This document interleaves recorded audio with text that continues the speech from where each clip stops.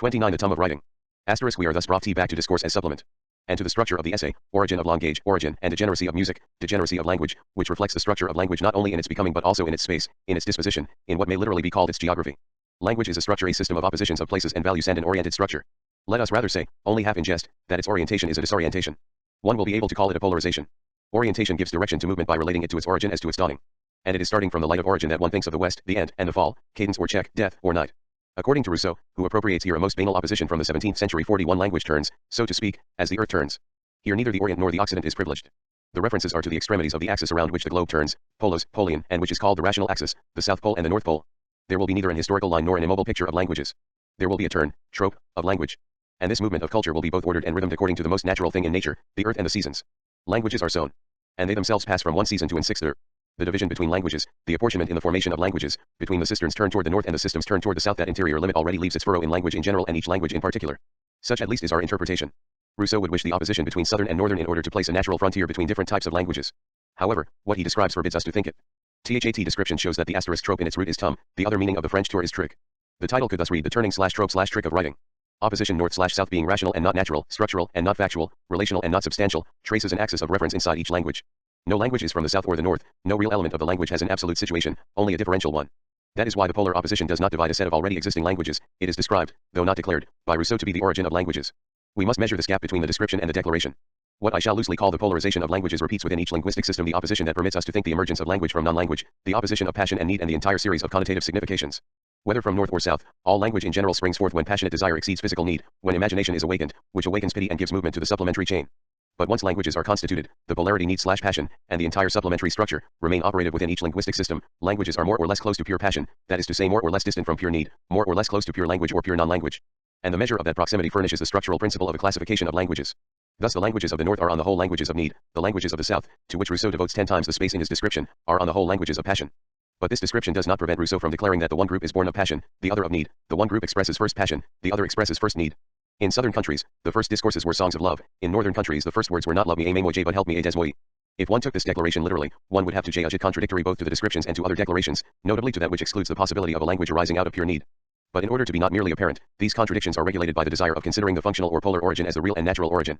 Not being able simply to accept the fact that the concept of origin has merely a relative function within a system situating a multitude of origins in itself, each origin capable of being the effect or the offshoot of another origin, the north capable of becoming the south for a more northern site, etc., Rousseau would like the absolute origin to be an absolute south. It is in terms of this diagram that the questions of fact and principle, of real and ideal origin, of genesis and structure in Rousseau's discourse must be asked anew. The diagram is undoubtedly more complex than one generally thinks. One must here take into account the following necessities: the south is the place of origin or the cradle of languages. Thus the southern languages are closer to childhood, non-language, and nature. But at the same time, being closer to the origin, they are purer, more alive, more animated. On the other hand, the northern languages are distant from the origin, less pure, less alive, less warm. In them one can follow the progress of death and coldness. But even here, the fact that this distance takes us closer to the origin is not representable. The northern languages lead back to that need, to that physicality, to that nature to which the southern languages, which had just left it, were in the closest possible proximity. It is always the impossible design, the unbelievable line of the supplementary structure. Although the difference between south and north, passion and need, explains the origin of languages, it persists in the constituent languages, and at the extreme, the north amounts to the south of the south, which puts the south to the north of the north. Passion animates need more or less, and from the inside. Need constrains passion more or less, and from the inside. This polar difference should rigorously prevent the distinction of two series simply exterior to one another. But one now knows why Rousseau was anxious to maintain that impossible exteriority. His text moves, then, between what we have called description and declaration, which are themselves structural poles rather than natural and fixed points of reference. According to the pressing force of need persisting in passion, we shall have different types of passion and therefore different types of languages. The pressure of need varies with place. Place is at the same time geographical situation and seasonal period. Since the difference in the pressure of needs depends upon a local difference, one will not be able to distinguish the question of the morphological classification of languages, which takes into account the effects of need on the form of a language, from the question of the place of origin of the language, typology from topology. One must consider together the origin of languages and the difference among languages. Such that, continuing our reflection on the organization of the essay, we see Rousseau approaching this double question as one and the same question, and doing so after having spoken of the definition of language in general or of primitive languages in general. Chapter 8, General and Local Difference in the Origin of Languages, presents itself thus: all that I have said so far applies to primitive tongues in general, and to such development as is due merely to the passage of time. But it does not explain either their origin or their differences. Post 30. How does the place of origin of a language immediately mark the difference proper to the language? What is here the privilege of the place? The locale signifies first the nature of the soil and of the climate. The principal cause that distinguishes them is local, deriving from the various climates in which they are born, and the way in which they take form. It is necessary to go back to the CAUs in order to understand the general and characteristic differences between the tongues of the South and those of the North. Essay, p3oj. A proposition which conforms to the promise that opens the essay: one must furnish a natural, non-metaphysical, non-theological explanation of the origin of languages. Speech distinguishes man among the animals, language distinguishes nations from each other. One does not know where a man comes from until he has spoken. Out of usage and necessity, each learns the language of his own country. But what determines that this language is that of his country and not of another? In order to tell, it is necessary to go back to some principle that belongs to the locality itself and antedates its customs, for speech, being the first social institution, owes its form to natural causes alone. P05. To return to these natural causes is, then, to avoid the theologico-moral usteron praeron, that of Condillac for example. One knows that in the second discourse, Rousseau, while recognizing his debt fully, still reproaches Condillac for allowing himself mores and a society to explain the origin of languages, especially at the moment when he professes to give a purely natural explanation of what nevertheless remains in his eyes a gift of God. Rousseau regrets that Condillac supposes precisely that which one must question from the beginning, namely a sort of society already established among the inventors of language. It is the blunder made by those who, in reasoning on the state of nature, always import into it ideas gathered in a state of society. Discourse, pages 174-75. On this point also, the essay agrees with the discourse. There is no social institution before language, it is not one cultural element among others, it is the element of institutions in general, it includes and constructs the entire social structure. Since nothing precedes it in society, its cause can only be precultural or natural. Although its essence is in the passions, its cause, which is not its essence, arises out of nature, that is to say from need. And if one wants to find the precise point of juncture between the second discourse and the 4 chapters of the essay dealing with the origin and the differences of languages, notably in that factual content from which we have drawn the argument, one should reread, in part 1 of the discourse, the page on the relationships between instincts and society, between passion and need, north and south. There one would see, 1. That supplementarity is the structural rule, savage man, left by nature solely to the direction of instinct, or rather indemnified for what he may lack by faculties capable at first of supplying its place, and afterwards of raising him much above it, must accordingly begin with purely animal functions, italics added, Po 171, 2, that in spite of the essential heterogeneity of passion and need, the former is added to the latter as an effect to a cause, a product to an origin, whatever moralists may hold, the human understanding is greatly indebted to the passions. The passions, again, originate in our wants discourse, p. 171, 3, that Rousseau then makes room for a geographical explanation, a structural explanation which he says can be sustained by facts, and that this explanation amounts to a difference between the peoples of the north and those of the south, the former receiving a supplement to fulfill a lack that the latter do not suffer. And when chapter 8 of the essay announces its considerations of the differences in this way, let us try to follow the order of nature in our investigations. I shall enter now upon a long digression on a subject so hackneyed it is trivial, but one to which it is nonetheless always necessary to return, in order to find the origin of human institutions. Po 3.1. One can imagine the placing of a long footnote to this passage of the discourse. Rousseau is explaining that the passions in their turn draw their origin from our needs. It would be easy, were it necessary, to support this opinion by facts, and to show that, in all the nations of the world, the progress of the understanding has been exactly proportionate to the wants which the peoples had received from nature, or been subjected to by circumstances, and in consequence to the passions that induced them to provide for those necessities. I might instance the arts, rising up in Egypt and expanding with the inundation of the Nile. I might follow their progress into Greece, where they took root afresh, grew up, and towered to the skies, among the rocks and sands of Attica, without being able to germinate on the fertile banks of the Eurotas. I might observe that in general, the people of the north are more industrious than those of the south, because they cannot get on so well without being so, as if nature wanted to equalize matters by giving their understandings the fertility she had refused to their soil. pp. 143-44, 171-72, italics added. There is, then, an economy of nature which attends to the regulating of faculties according to needs, and distributes supplements and compensations. This supposes that the sphere of necessity is itself complex, hierarchized, differentiated. It is in the sense that we should relate to all such texts. Chapter 8 of Book 3 of the Social Contract, the influence of l'esprit de loyauté upon the chapter has been noticed. An entire theory of the excess of the production of work according to needs systematically dovetails with the typology of the forms of government, according to the distance between people and government, and with an explanation by climate, according to whether one goes away from or nearer to the equator. We find then, in every climate natural causes according to which the form of government which it requires can be assigned, and we can even say what sort of inhabitants it should have. Social Contract, p. 65j*. I have used the version of the Social Contract to be found in Cole, OPCIT, and included my references within brackets. T. Charles Louis II at, Baron de Montesquieu, Overs Completes, Paris, 174-8, vol. I, translated A.S. The Spirit of the Laws by Thomas Nugent, New Edition, London, 1878. But the theory of needs that underlies the essay is set forth, perhaps better than elsewhere, in a fragment of 5 pages, whose inspiration is undeniably that of the chapters that interest us and undoubtedly also that of the project of the political institutions. Point 42. 3 sorts of needs are distinguished there, those that deal with subsistence and with preservation, nourishment, sleep, those that deal with well-being, which are properly speaking no more than appetites, but sometimes so violent that they torment more than true needs, luxury of sensuality, of softness, the union of sexes and all that flatter our senses. A third order of needs which, born after the others, do not allow them to take precedence, are those that arise from public opinion. The first two must be satisfied for the last to appear, Rousseau notes, but we have observed that the second or secondary need supplants each time, by force or urgency, the first need. There is already a perversion of needs, an inversion of their natural order. And we have just seen included among needs what is elsewhere named passion. Need is thus permanently present within passion. But if one wants to be aware of the first origin of passion, society, and language, one must return to the profundity of the needs of the first order.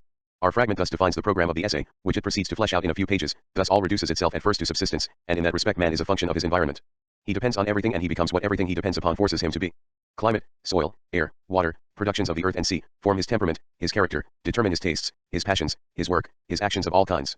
The natural explanation is not good for the atoms of culture but for the total social fact. If that is not exactly true of individuals, it is undeniably true of peoples. Thus before one broaches the history of our species, one must begin by examining its habitation and all its varieties, p. 530. The explanation by the natural locale is not a static one. It takes into account the natural revolutions, seasons and migrations. Rousseau's dynamic is a strange system within which the critique of ethnocentrism organically comes to terms with Europeocentrism. It is better understood by carefully weaving together a piece of Emile and a piece of the essay. It is then seen how the concept of culture, in a very rare usage, unites nature and society by virtue of its metaphoricity. In the essay as in Emile, the changes of place and seasons, the displacements of man and terrestrial revolutions are taken care of by the natural explanation. But if that explanation is preceded, in the essay, by a protestation against European prejudice, it is followed, in Emile, by a Europeocentric profession of faith. As the protestation and the profession of faith have not the same function and are not on the same level, and as they do not contradict each other, we will profit by recomposing their system. Let us first place the texts side by side. The essay, the great shortcoming of Europeans is always to philosophize on the origins of things exclusively in terms of what happens within their own milieu. They never fail to show us primitive men inhabiting a barren and harsh world, dying of cold and hunger, desperate for shelter and clothing, with nothing in sight but Europe's ice and snow. But they fail to realize that, just like all life, the human race originated in warm climes, and that on 2/3 of the globe, winter is hardly known. When one wants to study man, one must consider those around one. But to study man, one must extend the range of one's vision. One must first observe the differences in order to discover the properties. The human race, born in warm lands, spread itself into cold areas where it multiplied, and then coursed back into the warm lands. From this action and reaction come the revolutions of the earth and the continual agitation of its inhabitants. Chap 8, pp 33-1. Emile, the birthplace is not a matter of indifference in the education culture of man, it is only in temperate climes that he comes to his full growth. The disadvantages of extremes are easily seen. A man is not planted in one place like a tree, to stay there the rest of his life, and to pass from one extreme to another you must travel twice as far as he who starts halfway. A Frenchman can live in New Guinea or in Lapland, but a Negro cannot live in Tornea nor a Samoyed in Benin. It seems also as if the brain were less perfectly organized in the two extremes. Neither the Negroes nor the Laps are as wise as Europeans. SOIF I want my pupil to be a citizen of the world I will choose him in the temperate zone, in France for example, rather than elsewhere. In the north with its barren soil men devour much food, in the fertile south they eat little. This produces another difference, the one is industrious, the other contemplative, p27, italics added, p020. How do these two apparently contradictory texts complement each other? We shall see below how culture is linked to agriculture. It appears here that man, inasmuch as he depends upon a soil and a climate, is cultivated, he sprouts, he forms a society and the birthplace is not a matter of indifference in the education culture of man. But this culture is also the power of changing terrain, of opening oneself to another culture. Man may look far, he is not planted in one place like a tree, he is engaged, both texts say, in migrations and revolutions. From that perspective, one may criticize ethnocentrism inasmuch as it shuts us in within a locality and an empirical culture. The European makes the mistake of not traveling, of deeming himself the immobile center of the world, of resting planted like a tree in his own country. But this criticism of the empirical Europe should not prevent us from recognizing, Rousseau seems to think, that the European, by his natural locality, occupying the middle between extremes, has a greater facility for traveling, for opening himself to the horizon and diversity of universal culture. At the center of the world, the European has the luck or power to be a European and everything else at the same time. It is only in temperate climates that man comes to his full growth. He is simply wrong in not using this universal opening in fact. All this argumentation circulates between the two Europes, it has remained or become classic. We shall not examine it here for its own sake, let us only consider that it is the condition of all Rousseau's discourse. If, in his eyes, there were no unlocking of a determined culture, no opening into all other cultures in general, no mobility and possibility of imaginary variations, these questions would remain closed. Better, it would be impossible to determine difference. Difference only appears starting from a certain middle point, a certain median, mobile and temperate, between north and south, need and passion, consonant and accent, etc. Under the factual determination of this temperate zone, Europe, in France, for example, rather than elsewhere, birthplace of the anthropologist and of the citizen of the world, an essential necessity is concealed, it is between different things that one can think difference. But this difference between may be understood in two ways, as another difference or as access to non-difference. It is not at all doubtful for Rousseau that the inhabitant of the temperate zone should make of his difference, effacing it or surmounting it in an interested indifference, an opening to the humanity of man.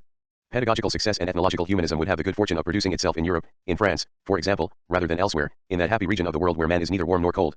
From this privileged place of observation, one will better dominate the play of oppositions, order, and the predominance of extremes. One will better understand the natural causes of culture. Since language is not an element but the element of culture, one must first locate, both in the language and in nature, the oppositions of corresponding and inter-articulated values. The hat, within language, must correspond to the predominance of need, that is to say the north. Consonant or articulation. To the predominance of passion, that is to say of the south. Accent or inflection. The play of predominances would be inexplicable if one held to the simple proposition according to which languages are born of passion. Chapter 3, in order that need may come to dominate passion in the north, an inversion or perversion must already be possible within the order of need and of a need that is forever related to passion, arousing it, persevering in it, submitting to it or controlling it. The appeal to the second discourse and to the fragment was thus indispensable. It permits us to explain this affirmation of the essay, eventually all men became similar, but the order of their progress is different. In southern climes, where nature is bountiful, needs are born of passion. In cold countries, where she is miserly, passions are born of need, and the languages, sad daughters of necessity, reflect their austere origin. Chap 10, essay, p46. Now if the predominance of the North Pole over the South, of need over passion, of articulation over accent, is in fact gradual, it nonetheless has the sense of substitution. As we have often shown, progressive effacement is also the installation of a supplementary substitute. The man of the North substituted help me a desmoy for love me a moi, clarity for energy, articulation for accent, reason for heart. Formal substitution undoubtedly conveys a weakening of energy, of warmth, of life, of passion, but it remains a transformation, a revolution in form and not only a diminishing of force. An explanation of this substitution in terms of a simple degradation is most inadequate, it so strongly implies a displacement and an inversion that it refers us to a completely different function of need. In the normal order of origin, in the South, the proposition of Chapter 2, that the first invention of speech is due not to need but to passions and the natural effect of the first needs was to separate men, and not to reunite them, has an absolutely general value. But this normal order of origin is reversed in the North. The North is not simply the distanced other of the South, it is not the limit that one reaches if he starts out from the unique Southern origin. Rousseau is in a way compelled to recognize that the North is also another origin. It is to death that he accords this status, because the absolute North is death. Normally need isolates men instead of bringing them closer. In the North, it is the origin of society, the idleness that nurtures passion is replaced by work, which represses it. Before being concerned with living happily, one had to be concerned with living. Mutual need uniting men to a greater extent when sentiment has not done so, society would be formed only through industry. The ever-present danger of perishing would not permit a language restricted to gesture. And, the first words among them were not love me a moi but help me a desmoy. These two expressions, although similar enough, are pronounced in a very different tone. The whole point was not to make someone feel something, but to make him understand. Thus what was needed was not vigor energy but clarity. For the accents which the heart does not provide, distinct articulation is substituted. And if some trace of nature remains in the form of the language, this too contributes to its austerity. Italics added. In the north, the passions do not disappear, there is substitution, not effacement. The passions are not extenuated but repressed by what takes the place of desire, work. Fork represses more than it lessens the force of desire. It displaces it. That is why northern men are not passionless, but their passions are, in effect, of another kind. Essay, p. 48, anger, irritation, fury, disquietude are the displacements of southern passion. In the south, passion is not repressed, whence a certain softness, a certain intemperance for which people in temperate regions do not have an unreserved indulgence. The passions of the warm countries are voluptuous, relating to love and tenderness. Nature does so much for people there that they have almost nothing to do. Provided that an Asiatic has women and repose, he is contented. But in the north, where people consume a great deal, on barren soil, men are easily irritated, being subject to so many needs. Anything happening near them disturbs them. As they subsist only through effort, the poorer they are the more firmly they hold to the little they have. To approach them is to threaten their lives. This is what accounts for their irascible temper, their quickness to attack anyone who offends them. Thus too their most natural tone of voice is angry and menacing, and their words are always accompanied by emphatic articulation, which makes them harsh and loud. These, in my opinion, are the most general physical causes of the characteristic differences of the primitive tongues. Those of the south are bound to be lively, sonorous, accented, eloquent, and frequently obscure. Because of their power. Those of the north are bound to be dull, harsh, articulated, shrill, monotonous, and to have a clarity due more to vocabulary than to good construction. The modern tongues, with all their intermingling and recasting, still retain something of these differences. Chap 1011. Italics added. pp. 48 to 49. The pole of linguistic articulation is in the north. Articulation, difference within language, is thus not a simple effacement. It does not tone down the energy either of desire or of the accent. It displaces and represses desire by work. It is not the sign of a weakening of force, in spite of what Rousseau sometimes seems to make us think, but it conveys, on the contrary, a conflict of antagonistic forces, a difference within the force. The force of need, its own economy, that which makes work necessary, works precisely against the force of desire and represses it, breaking its song into articulation. This conflict of forces responds to an economy that is no longer simply that of need, but the system of the relations of force between desire and need. Here two forces that one may indifferently consider forces of life or of death are opposed. Responding to the urgency of need, the man of the north protects his life not only against penury but against the death that would follow the unrestrained liberation of southern desire. He protects himself against the menace of voluptuousness. But conversely, he fights against this force of death with another force of death. From this point of view, it appears that life, energy, desire, etc., are of the south. The northern language is less alive, less animated, less song-like, colder. To fight against 226 Part 2, Nature 7 Culture, Writing Death 7. The man of the north dies a little earlier, and it is known that northern peoples do not die singing any more than swans do. Chap 14, p. 58. Writing is at the north, cold, necessitous, reasoning, turned toward death, to be sure, but by that tour de force, by that deter of force which forces it to hold on to life. In fact, the more a language is articulated, the more articulation extends its domain, and thus gains in rigor and in vigor. The more it yields to writing, the more it calls writing forth. This is the central thesis of the essay. The progress of history, the degradation which unites with it according to the strange graphic of supplementary Y7 goes toward the north and toward death. History effaces vowel accent, or rather represses it, hollows out articulation, extends the power of writing. That is why the ravages of writing are more felt in the modern languages. The modern tongues, with all their intermingling and recasting, still retain something of these differences. French, English, German, each is a language private to a group of men who help each other, reason together calmly, or who become angry. But the ministers of the gods proclaiming sacred mysteries, sages giving laws to their people, leaders swaying the multitude, have to speak Arabic or Persian. 43. Our tongues are better suited to writing than speaking, and there is more pleasure in reading us than in listening to us. Oriental tongues, on the other hand, lose their life and warmth when they are written. The words do not convey half the meaning, all the effectiveness in the tone of voice accents. Judging the genius of the Orientals from their books is like painting a man's portrait from his corpse. Chap 11, italics added, p.49. The Oriental corpse is in the book. Ours is already in our speech. Our language, even if we are pleased to speak it, has already substituted too many articulations for too many accents. It has lost life and warmth. It is already eaten by writing. Its accentuated features have been gnawed through by the consonant ts. Although it was not the only degree of articulation for Rousseau, the fragmentation of language into words had already cancelled the energy of the accent, by using that verb dash to cancel before we leave the values of effacement and erasure, of extenuation and repression, in their ambiguity, as Rousseau proposes them simultaneously. The languages of the north are clear because use of the power of words. In the languages of the south, the meaning is only half in the words, all the force is in the accents. Cancellation amounts to producing a supplement. But as always, the supplement is incomplete, unequal to the task, it lacks something in order for the lack to be filled, it participates in the evil that it should repair. The loss of accent is inadequately compensated for by articulation, the latter is strong, hard, and noisy, it does not sing. And when writing tries to supplement accent by accents, it is nothing but make up dissimulating the corpse of the accent. Writing here the inscribing of accents not only hides language under its artifice, it masks the already decomposed corpse of language. We moderns have no idea of a sonorous and harmonious language, spoken as much according to sounds as it is according to words. It is mistaken to think that accent marks can make up for subtler oral intonation L accent. One invents accent signs accents only when intonation L accent has already been lost. 44, chap 7, italics added, essay, pages 24 to 25. Accents are, like punctuation, an evil of writing, not only an invention of copyists but of copyists who are strangers to the language which they transcribe. The copyist or his reader is by definition a stranger to the living use of language. They always deal with the moribund speech in order to camouflage it. When the Romans began to study Greek, the copyists invented signs for accent marks, aspiration marks, and marks of prosody, to indicate their pronunciation. But by no means does it follow that these signs were in use among the Greeks, who would not need them. Essay, pages 29 to 30 n. For obvious reasons, Rousseau was of necessity fascinated by the person of the copyist. Especially but not only within the musical order, the moment of transcription is the dangerous moment, as is the moment of writing, which in a way is already a transcription, the imitation of other signs, reproducing the signs, producing the signs of signs. The copyist is always tempted to add supplementary signs to improve the restitution of the original. The good copyist must resist the temptation of the supplementary sign. He must rather show himself economical in the use of signs. In the admirable article Copyist in the Dictionary of Music, with the minuteness and volubility of an artisan explaining his craft to the apprentice, Rousseau advises never to write useless notes, not to multiply signs in a useless way. 45 Punctuation is the best example of a non-phonetic mark within writing. Its impotence in transcribing accent and inflection isolates or analyzes the misery of writing reduced to its proper means. Unlike Duclos 46 who yet inspires him, here Rousseau accuses, rather than the essence of punctuation, the imperfect state in which it has been left. A vocative mark must be invented to distinguish a man named from a man called. And even a mark of irony. For while distrusting writing, and indeed because of that distrust, Rousseau wants to exhaust all its univocity, clarity, precision. These values are negative when they chill the expression of passion, but they are positive when they avoid trouble, ambiguity, hypocrisy, and the dissimulation of the original spoken word or song. The Dictionary of Music recommends exactness of the connections and neatness in our signs. Article on Copyist, Copist, p. 96j. The difference between accent or intonation on the one hand and accents on the other thus separates speech and writing as quality and quantity, force and spacing. Our professed accents are nothing but vowels, or signs of quantity, they mark no variety of sound. Quantity is linked to articulation. Here to the articulation into sounds and not, as immediate above, to articulation into words. Rousseau is aware of what André Marty calls the double articulation of language, into sounds and into words. The opposition of vowels or voice to accent or diversity of sounds evidently presupposes that the vowel is not pure voice, but a voice that has already undergone the differential work of articulation. Voice and vowel are not opposed here, to the consonant, as they are in another context. The entire chapter 7, on modern prosody, which criticizes French grammarians and plays a decisive role in the essay, is strongly inspired by Duclos. The borrowings are declared massive, determining. Given the architectonic importance of this chapter, it is difficult to believe that the borrowings from Duclos were inserted after the fact. But, furthermore, is it a matter of borrowing? As usual, Rousseau makes the borrowed pieces play within an absolutely original organization. Of course he cites and recites such and such a passage from the commentary, chapter 4, here and there. Even when he is not actually quoting, he draws from passages like the following, which, with many others, would anticipate a similar Saussurian development, Supra, p. 57, 38-39. The superstition of etymology gives rise to as many inconsistencies in its SMA1L domain, as superstition properly speaking does in graver matters. Our orthography is an assemblage of bizarrerie and contradictions.